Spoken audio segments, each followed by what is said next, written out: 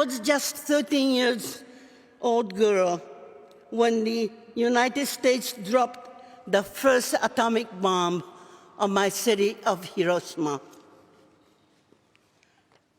I remember that morning vividly. At 8:15, I saw a blinding bluish-white flash.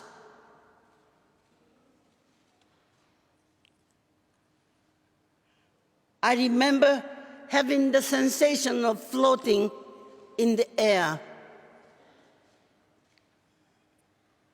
When I regained the consciousness in the total darkness and silence, I found myself pinned under the collapsed building. I knew I was faced with death. I began hearing faint voices of my classmates around me. Mother, help me. God, help me. Then all of a sudden, somebody shook my left shoulder from behind. The man saying, "Don't give up, keep pushing, keep kicking." You see the sun ray coming through that opening. Crawl toward it as quickly as possible. As I crawled out, the rubble was on fire. Most of my classmates in the same building were burned to death alive.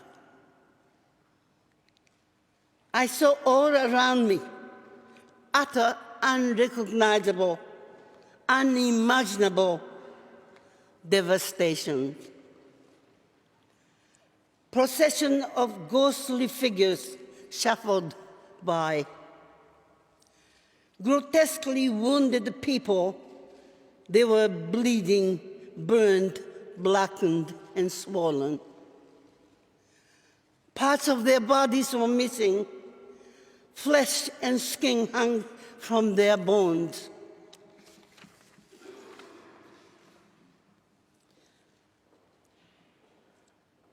Some with their own eyeballs hanging in their hands.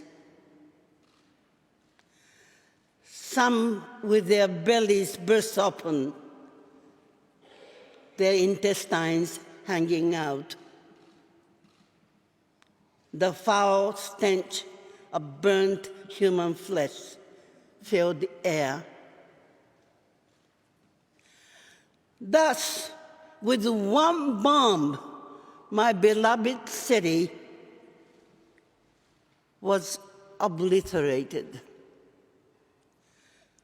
Most of its residents were civilians who were incinerated, vaporized, carbonized. Among them, members of my own family and 351 schoolmates of mine.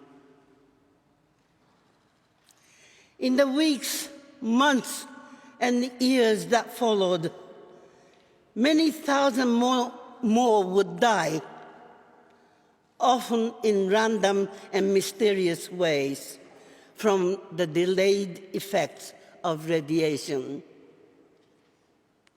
Still to this day, radiation is killing survivors.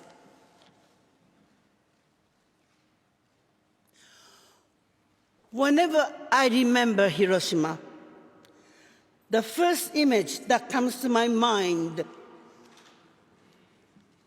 is my 4-year-old nephew,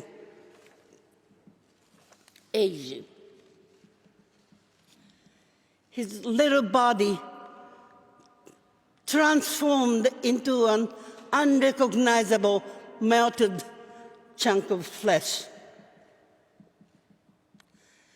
He kept begging for water in a faint voice until his death released him from agony.